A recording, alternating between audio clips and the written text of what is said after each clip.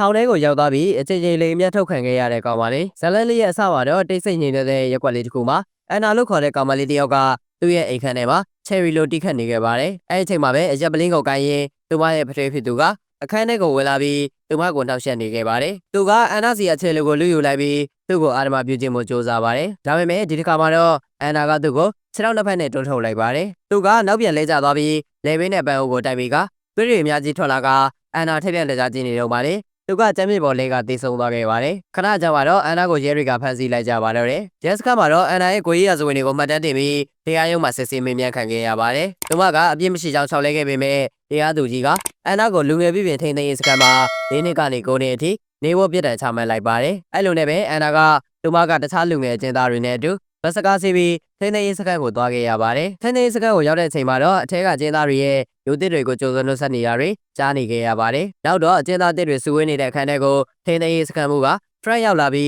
းစခန်းနဲ့ပတ်သက်တဲ့စီကံတွေကိုရှင်းပြပါတယ်။အဲ့ဒါကိုသူမရဲ့ထောင်ဝဲလေးကိုခေါ်သွားခဲ့ပြီးအဲ့မှာသူမရဲ့အခန်းပေါ်ဖြစ်လာမယ်။ဂျင်းနီကစပြီးတွေ့ဆုံခဲ့ပါတယ်။ဂျင်းနီကအေးစစ်စစ်နေတတ်ပြီးဒီစခန်းမှာနေလာတာ9နှစ်လောက်ရှိပါပြီ။အဲ့ဒီညမိပိလာပြီးရဲ့နောက်မှာအန်နာကဆက်စစ်အိပ်ပျော်သွားပေမဲ့ဂျင်းနီကတော့မအိပ်ပဲအန်နာကိုတိတ်ဆိတ်ကြည့်နေခဲ့ပါတယ်။ဂျင်းနီကတယောက်တည်းတစ်ခုခုလုံနေခဲ့ပြီးအန်နာနိုးလာတဲ့အချိန်မှာတော့အဲ့ချိန်အောင်ဆောင်လိုက်ပါတယ်။နောက်တစ်နေ့မှာအကျဉ်းသူတွေအတွက်အပြင်ထွက်အနားယူချိန်ရပါမယ်။အန်နာကတခြားသူတွေနဲ့မရောချင်တာကြောင့်တယောက်တည်းပဲနေခဲ့ပါတယ်။အဲ့ဒီမှာကိုဒီလို့ခေါ်တဲ့အကျဉ်းသူတယောက်ကအန်နာစီကိုရောက်လာပြီးဝိတ်ဖွဲဖို့ကြိုးစားလိုက်ပါတယ်။ကိုဒီကဒီလိုကျန်းတဲ့ပတ်ဝန်းကျင်မှာကိုကာဝယ်ဖို့အတွက်အဖွဲ့အစည်းတစ်ခုကိုလည်းဝင်ဖို့လိုအပ်တယ်လို့ပြောခဲ့ပေမဲ့အန်နာကတယောက်တည်းနေရတာကိုပိုကြိုက်တယ်လို့ပြောပြီးညင်လိုက်ပါတယ်။အဲ့နောက်ထမင်းစားချိန်မှာကိုဒီကသူမအဖွဲ့နဲ့အတူအန်နာစီထက်ရောက်လာပြီးတချို့သူတွေကအန်နာပေါ်မကောင်းတဲ့ရွေချက်တွေရှိနေတဲ့အကြောင်းသတိပေးလိုက်ပါတယ်။အန်နာကလည်းဒါကိုလေးလိုရှိခဲ့ပြီးထွက်သွားတဲ့အချိန်မှာတော့ကိုဒီကနောက်ကနေတွန်းလိုက်တာကြောင့်အန်နာရဲ့ထမင်းမကန်ကျမ်းမြေပေါ်မှောက်သွားပြီးလဲကျသွားခဲ့ပါတယ်။အဲ့ဒီညအန်နာစကန်မှာတန်ရှင်းလုပ်နေတော့ကိုဒီနဲ့သူမရဲ့အဖွဲ့ရောက်လာပြီး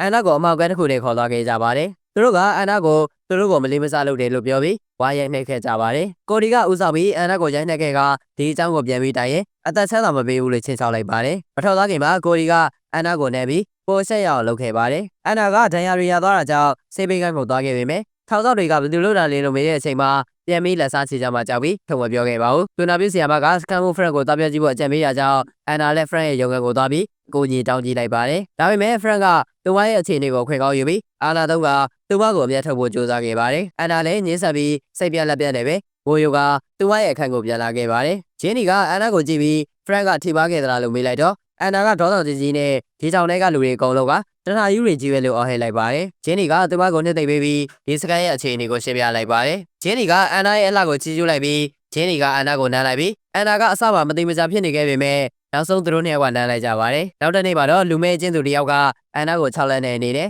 ဘောလုံးနဲ့လှမ်းပေါက်လိုက်ပါတယ်။အန်နာကဘာမှမပြောဘဲထွက်သွားခဲ့ပေမဲ့စိတ်ထဲမှာတော့အရန်ထွက်သားထွက်နေခဲ့ပါပြီ။ဒါကြောင့်သူမကကိုဒီတို့အဖွဲ့စီကိုသွားလိုက်ပြီးအဖွဲ့ထဲဝင်ကျင်တဲ့အကြောင်းပြောလိုက်ပေမဲ့အဖွဲ့ထဲကလူတွေယောက်ကသူမကိုတားခဲ့တာကြောင့်သူတို့နှစ်ယောက်ကရက်ဖြစ်ခဲ့ကြပါတယ်။အဆောက်ကလည်းလာတားလိုက်တာကြောင့်သူတို့လည်းရက်လိုက်ကြရပါတယ်။ဒါပေမဲ့ဒီလိုရက်ကြောင့်အန်နာကကိုယ့်ကိုကာဝယ်ဖို့ဆုံးဖြတ်ထားပြီးပြီဆိုတာကိုတခြားသူတွေမြင်သွားခဲ့ပါတယ်။အဲ့တော့မှတော့ကိုဒီကအန်နာကိုခွင့်ရေးပေးဖို့ဆုံးဖြတ်လိုက်ပြီးအဖွဲ့ထဲဝင်ပြီးကာဝယ်ပေးတာခံချင်ရင်သူမကိုသူမတက်တည်ပြပြီးသူတို့ခိုင်းတာကိုလုပ်ပြရမယ်လို့ပြောခဲ့ပါတယ်။ကိုဒီကအန်နာကိုဒီသက်အခန်းတစ်ခုလေးကိုခေါ်သွားပြီးအရက်တိုက်ခဲ့ပါတယ်။ပြီးတာနဲ့သူမကအန်နာကိုအဖွဲ့ထဲဝင်ဖို့အတွက်ဆိုရင်အန်နာကိုစာပြီး6လိုက်ခဲ့တဲ့လူဝဲမကိုရိုက်နှက်ပြီးဗီဒီယိုရိုက်ဖို့ခံနေပါတယ်။အန်နာကသဘောမကျပေမဲ့လည်းသဘောတူလိုက်ရပြီးအဲ့လူမဲမလေးကိုတွားရိုက်နှက်ကနောက်ထပ်ပြင်းထန်တဲ့ရံပွဲတစ်ခုဖြစ်သွားခဲ့ပါတယ်။အဆောင်တွေကသူတို့ရံပွဲကိုလာရောက်ထိန်းသိမ်းလိုက်ပြီးပြစ်ဒဏ်အနေနဲ့အန်နာကိုဝယ်စားတွေချုပ်ခိုင်းကအမောက်တိုင်ထဲမှာ48နာရီကြာပိတ်လောင်ထားလိုက်ပါတယ်။ပြစ်ဒဏ်စိတ်လို့ထွက်လာတဲ့အချိန်မှာတော့စကန်မိုဖရန့်ကအန်နာကိုခေါ်တွေ့လိုက်ပါတယ်။ဖရန့်ကသူ့ရဲ့အာဏာကိုထုတ်ပြပြီးသူမရဲ့လှုပ်ရှားမှုတိုင်းကိုစောင့်ကြည့်နေကြောင်းပြောကသူခိုင်းတော်ကိုမလုပ်ရင်ပေါ်ပြီးပြစ်ထန်တဲ့ပြစ်ဒဏ်တွေပေးမယ်လို့ချင်းချောက်ခဲ့ပါတယ်။အဲ့လိုနဲ့ကြောက်နေတဲ့အန်နာကိုဖရန့်ကအခွင့်ကောင်းယူပြီးအမျက်ထုတ်ခဲ့ပါတယ်။အန်နာပြန်လာတဲ့အချိန်မှာဒီဖြစ်ရက်ကိုရွှေရှာလွှတ်တာကြောင့်ရေချုပ်ပြီးအထုတ်ပြဖို့ကြိုးစားလိုက်ပါတယ်။နောက်တစ်နေ့မှာတော့အန်နာကကိုတီတို့အဖွဲ့တွေကိုတရားဝင်ရောက်တဲ့အထိမ်းအမှတ်အနေနဲ့လက်မောင်းကတတူထိုးလိုက်ပါတယ်။တခြားသူတွေထွက်သွားတဲ့အချိန်မှာကိုတီကအန်နာကိုကာဝယ်ပေးမယ်လို့ကြေညာပေးလိုက်ပြီးသူမနဲ့အတူဆက်ဆံဖို့တွန်းအားပေးပါတယ်။ဒါပေမဲ့သူတို့ရှိနေတဲ့အခန်းထဲကိုအဖွဲ့တွေကနောက်တစ်ယောက်ရောက်လာပြီးမိတော်မလို့ဖြစ်သွားခဲ့ပါတယ်။ကိုတီကအဲ့ဒီယောက်ကိုမောင်းထုတ်ပြလိုက်ပါတယ်။မကြခင်မှာပဲအဆောင်တစ်ယောက်ကရောက်လာပြီးအန်နာကိုသူမရဲ့အခန်းထဲပြန်ခေါ်သွားခဲ့ပါတယ်။နောက်တစ်နေ့မနက်မှာတော့အန်နာရဲ့အမေကထောင်ဝင်စာလာတွေ့ခဲ့ပေမဲ့သူမကအန်နာကိုအားရဆဲဆိုနေခဲ့ပါတယ်။သူမကအန်နာကပတ်ထိတ်ကိုသမင်သက်တာလို့ဆွဆွဲပြီးအန်နာရှင်းပြရလဲနားမထောင်ခဲ့ပါဘူး။အဆောင်တစ်ယောက်ကဂျားကနေဝဲပြပြပေမဲ့လည်းအန်နာရဲ့အမေက ဒေါသတကြီးနဲ့အန်နာကိုရိုက်နှက်ပြီးတလုံးထောင်ထဲမှာပဲနေစေခြင်းတယ်လို့ပြောဆိုနေခဲ့ပါတယ်။အဲဒီနောက်မှာအန်နာကကိုဒီတို့ဖွဲ့နဲ့ပြန်ဆုံပေမဲ့အန်နာနဲ့ရဖြစ်ခဲ့တဲ့လူပွဲပါလေးကဓာတ်နဲ့အန်နာကိုလာတိုက်ခဲ့ရာကနေရဲပွဲတစ်ခုဖြစ်သွားခဲ့ပါတယ်။ဒီလိုကနေပဲရဲပွဲကပိုကြီးသွားပြီ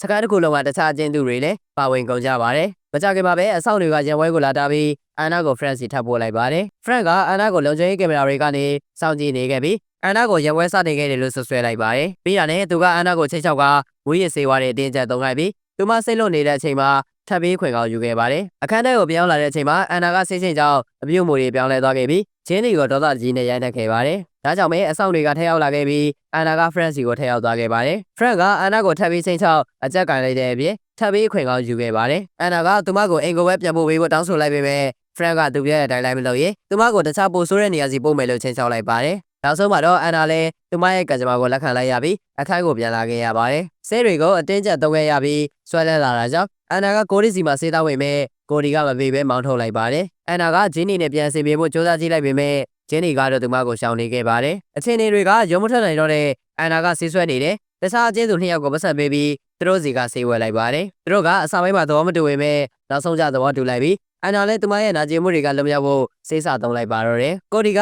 အန်နာဆေးဆွဲနေတာကိုသိသွားပြီးဓာတ်သတိပေးပေမဲ့အန်နာကသူမကိုပြန်စော်ကားနေရကြောင်းအန်နာကိုအဖွဲ့တွေကထုတ်ပယ်လိုက်ပါတယ်။အခုတော့အန်နာကိုကာဝယ်ပေမဲ့သူမရှိတော့တာကြောင့်လူဝဲပါနဲ့သူမရဲ့အဖွဲ့ကအန်နာကိုရေချိုးကန်းထဲမှာဝိုင်းပြီးအနိုင်ကျင့်ရိုက်နှက်ခဲ့ကြပါတယ်။အန်နာကဆေးပေးကန်းကိုထပ်သွားခဲ့ရပြီးအဲ့နောက်ကစကသူမကဆေးတွေပိုးဆွဲလာကတခြားအချင်းသူတွေနဲ့အတူဆေးဆွဲလာပါတော့တယ်။အန်နာဆေးဆွဲတာကပိုးဆိုးလာပြီးထင်အောင်ထင်မားတွေပါမြင်လာကသူမရဲ့လက်မမှာတင်းနေသူဆိုပြီးတတူထုတ်လိုက်ပါတယ်။ဂျက်တွေကြားလာတဲ့နောက်မှာတော့အန်နာကဆေးပိုးဆွဲလာပြီးသူမကိုအိမ်သားထဲမှာရမ်းနှက်ခဲ့တဲ့မိန်းကလေးကိုတိုက်ခိုက်ခဲ့ပြီးရဲပွဲကြီးဖြစ်လာကအဆောက်တွေပါထန်ရရကုန်ပါတယ်။အထူးချက်ပွဲတွေလာရောက်ထိန်းသိမ်းလိုက်ရပြီးနောက်တစ်ချိန်အန်နာကိုအမှောက်တိုက်တဲ့ပါထပ်ပိတ်ကပြစ်ဒဏ်ပေးခဲ့ပါတယ်။အန်နာပြန်ထွက်လာတော့ကိုဒီရောက်လာပြီးဂျင်းနီကိုချိန်မောက်ခဲ့တာကြောင့်အန်နာကကိုဒီနဲ့စကားပြောပြီးသူတို့ကိုလှတ်ထားလိုက်ဖို့ပြောလိုက်ပါတယ်။ကိုဒီပြန်တော့ဂျင်းနီနဲ့အန်နာကပြန်ဆေးပြေသွားကြပြီးသူတို့နှစ်ယောက်ကအတူတူအိတ်လိုက်ကြပါတယ်။နောက်ရက်တွေမှာဂျင်းနီကအန်နာဆေးဝဲသုံးဝီရောက်ကိုညီပေးပေမဲ့အန်နာကမနေနိုင်ခဲ့ပါဘူး။အန်နာဆေးသုံးတော့မဲ့အချိန်မှာပဲကိုဒီကရောက်လာပြီးသူမကိုတားလိုက်ပါတယ်။အန်နာကပြန်ော်လိုက်ပြီးသူတို့စကားများရာကနေချက်ဖြစ်ခဲ့ကအထူးတပ်ဖွဲ့တွေကိုထပ်ခေါ်လိုက်ရပါတယ်။ Friend ရောက်လာတော့အန်နာကပလေးခွဲတစ်ခုနဲ့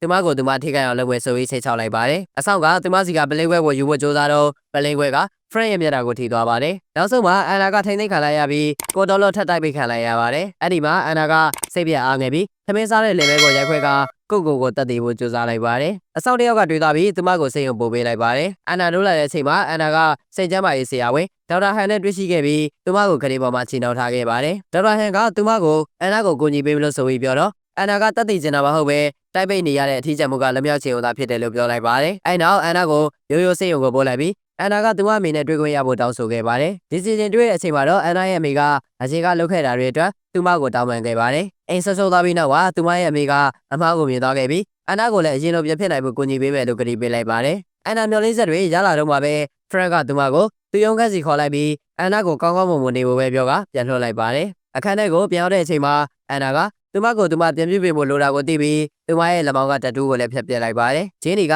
အန်နာပြောင်းလဲလာတာကိုမြင်ပြီးဘေးကနေတောက်လျှောက်အားပေးခဲ့ပါတယ်။သင်ခန်းစာစားနေတော့မှကိုဒီတို့ကအန်နာတယောက်တည်းဖြစ်နေတာကိုလှောင်ပြောင်ကြပါတယ်။တညမှာတော့ဖရန့်ကအန်နာကိုအခန်းတစ်ခုစီခေါ်ခဲ့ပြီးသူမရဲ့ခြေလူကိုပေးလိုက်ကထောင်ကကျင်းပပဲဖြော်ပြပွဲမှာတိခတ်ဖို့ပြောလိုက်ပါတယ်။အန်နာကမယုံသလိုဖြစ်နေပေမဲ့ခြေလူကိုယူတီးလိုက်ပြီးအဲ့ဒီအချိန်မှာသူမကခဏတာဆဲရေးချမ်းမှုကိုခံစားခဲ့ရပါတယ်။ဒါပေမဲ့နောက်တစ်နေ့မှာမင်းတီဗီဆိုတဲ့စာတိုလေးတစ်စောင်ကိုရခဲ့ပါတယ်။အန်နာဘာတွေဖြစ်နေတာလဲသေချာမစင်စားနိုင်ခဲ့ပါတယ်။ကိုဒီတို့အဖွဲ့ကအန်နာကိုတတူးဖြတ်လိုက်လို့ဆိုပြီးမျက်နှာကိုဓာတ်နဲ့လိကဝါရိုက်ကြပါတယ်။အန်နာကစိတ်ကူးသားဖို့ဆေးပေးကန်းကိုသွားခဲ့ရပြီးအဲ့ကို friend ရောက်လာကကိုဒီကိုပြစ်ပေးမယ်လို့ကတိပေးခဲ့ပါတယ်။သူနာပြုဆရာမက friend ရဲ့မသိတော်တဲ့ပြုမှုတွေကိုသတိထားမိသွားပေမဲ့ဘာမှဝင်ပြောခဲ့ပင် friend ထွက်သွားမှာအန်နာကိုကိုပြီးတိုင်ပေးမယ်လို့ပြောပါတယ်။ဒါပေမဲ့ friend ကသူတို့ပြောနေရတွေကိုကင်မရာကနေမြင်သွားပြီးအကျဉ်းသားတယောက်ကိုသူနာပြုဆရာမကိုတိုက်ခိုက်လိုက်ပါတယ်။သူနာပြုဆရာမတိတ်ဆုံသွားတာကိုသိတဲ့အချိန်မှာတော့အန်နာရဲ့စိတ်ထိခိုက်သွားပြီးကိုကျွေးနေခဲ့ပါတယ်။အန်နာကို friend ကရုံးခန်းစီထပ်ခေါ်ပြီးဒါကကိုဒီလက်ချက်လို့အန်နာကိုလိမ်ပြောလိုက်ပါတယ်။ friend ကအန်နာကိုကိုဒီတို့ရဲ့6လက်မှုပေါ်